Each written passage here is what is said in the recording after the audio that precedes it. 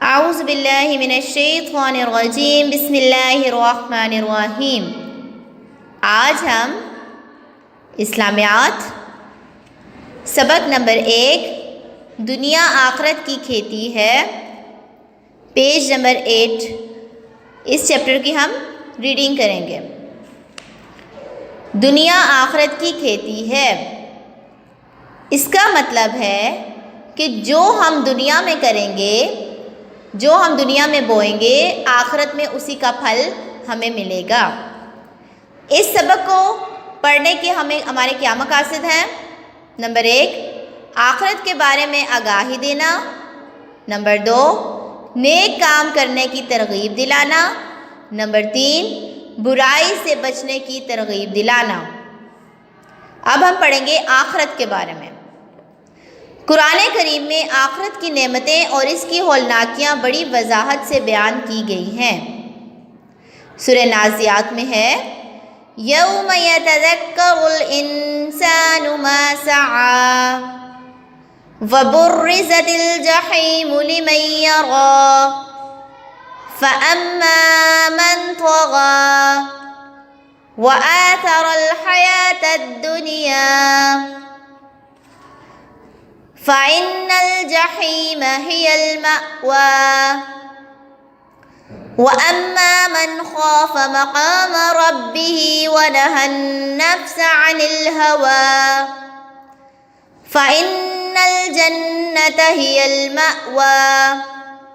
ترجمہ: اس دن انسان یاد کرے گا جو اس نے کمایا، یعنی کہ اپنے اعمال، اور دوزخ دیکھنے والوں کے سامنے نکال رکھ دی جائے گی۔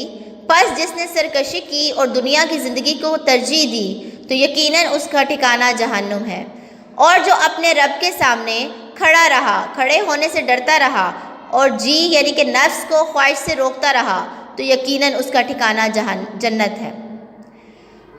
سورہ نازعات کی اس آیت میں یہ بیان کیا گیا ہے کہ جو شخص اپنے اعمال کو اچھے عمال کرے گا، نیک عمال کرے گا تو اس کے لیے جنت ہے، اللہ سے ڈرے گا اور اپنے نفس کو قابو میں رکھے گا تو اس کے لیے جنت ہے۔ لیکن اس کے برعکس اگر کوئی شخص نیک عمال نہیں کرے گا تو اس کا ٹھکانہ کیا ہے؟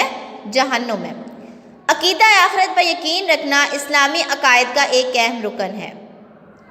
5 اسلامی عقائد ہیں، ان میں سے عقیدہ آخرت اس کا اہم رکن ہے، جس پر عمل کیے بغیر ہمارا ایمان مکمل نہیں ہو سکتا۔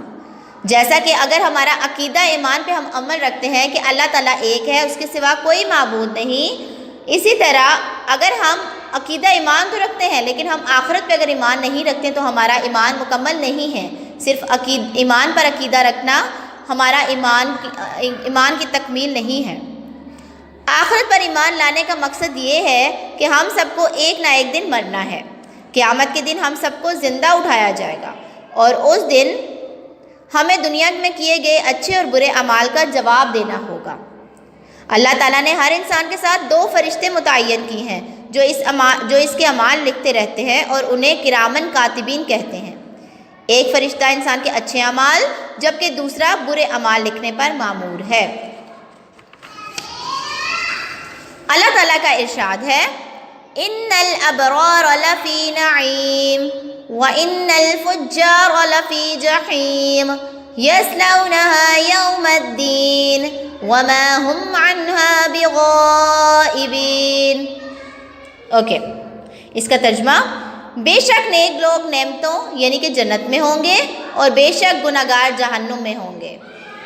اس میں روز جزا یعنی کہ قیامت کے دن ڈالے جائیں گے اور وہ اس جہنم میں غائب ہونے والے نہ ہوں گے، یعنی کہ جو اچھے لوگ ہوں گے ان کے لیے جنت کی نعمتیں ہیں اور جو برے لوگ ہوں گے ان کے لیے جہنم ہے، اور اس دن وہ جہنم سے بچ نہیں سکیں گے۔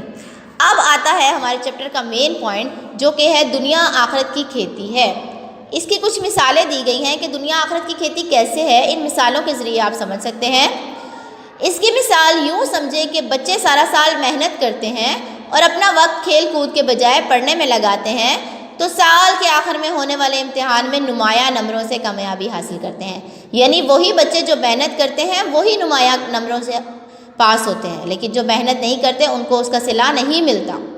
یہ سبزیاں اور اناج جو ہم کھاتے ہیں کسان کے دن رات کی محنت کا نتیجہ ہے۔ کسان کھیت میں جو کچھ بوتا ہے وہی کاٹتا ہے۔ اگر انسان محنت کرے گا، وقت پر بیج بوئے گا، فصل کی حفاظت کرے گا تو یقیناً وہ اپنی محنت کا پورا پھل پائے گا۔ اور اگر کسان سستی اور لاپرواہی سے کام لے کر وقت پر ہل نہ چلائے اور اپنی فصل کی حفاظت نہ کرے تو اسے کچھ نہ حاصل ہوگا۔ انسان دنیا کی کھیتی میں جو کچھ بوئے گا وہی آخرت میں کاٹے گا۔ یہی ہماری اس پورے چیپٹر کا مین پوائنٹ ہے کہ انسان دنیا کی کھیتی میں جو کچھ بوئے گا، جو عمل کرے گا اسی کا پھل اس کو آخر میں ملے گا۔ اگر اچھے عمل کرے گا تو جنت ملے گی، برے عمل کرے گا تو دوزخ ملے گی۔ آخرت میں عمل کرنے کا وقت نہیں ہوگا اور اس دن صرف انعام یا سزا ملے گی۔ یعنی آخرت میں یہ نہیں اگر انسان آخرت میں اس کو اگر دوزخ ملتی ہے اور وہ یہ سوچے کہ اب مجھے دوبارہ دنیا مل جائے اور میں نیک عمل کر لوں، تو ایسا کبھی نہیں ہوگا۔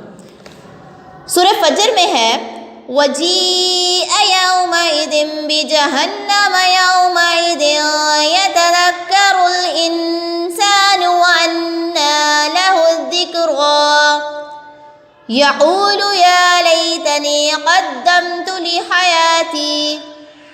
ترجمہ، اور اس دن جہنم لائی جائے گی اور اس دن انسان سوچے گا اور اسے سوچنا کہاں نفع دے گا۔ کہے گا کہ اے کاش میں نے اپنی اس زندگی کے لیے پہلے نیک عمل بھیجا ہوتا۔ یہ وہی بات جو میں نے ابھی کی کہ اس وقت اس دن جو ہے کوئی سفارش کام نہیں آئے گی، کچھ نہیں ہوگا، انسان کے پاس اس ٹائم وقت نہیں ہوگا کہ دوبارہ دنیا میں آئے اور نیک عمل کرے۔ نبی صلی اللہ علیہ وآلہ وسلم اور صحابہ کرام رضوان اللہ علیہم اجمعین کا طرز عمل، یعنی حضرت محمد صلی اللہ علیہ وسلم اور ہمارے صحابہ کیسے عمل کرتے تھے۔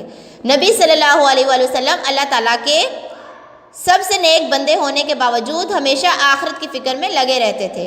آپ صلی اللہ علیہ وسلم نے دنیا کی عیش و آرام کی کبھی پرواہ نہ کی، وہ ہمیشہ سادہ زندگی گزاری۔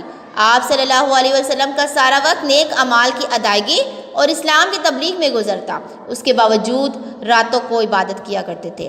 صحابہ کرام رضوان اللہ علیہم اجمعین بھی آپ صلی اللہ علیہ وسلم کے نقش قدم پر چلتے ہوئے ہر وقت آخرت ہی کی فکر میں لگے رہتے تھے۔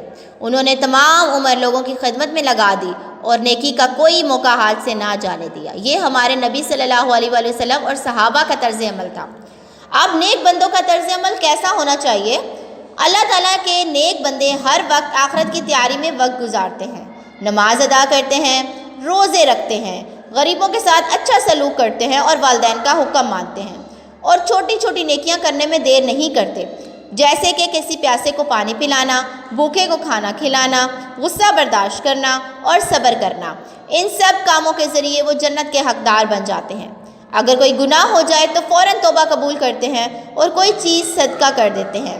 آپ صلی اللہ علیہ وسلم نے فرمایا، بچو جہنم کی آگ سے اگرچہ کھجور کے ایک ٹکڑے کے ساتھ ہی ہو، اگر اس کو نہ پائے تو اچھی بات کہہ دے۔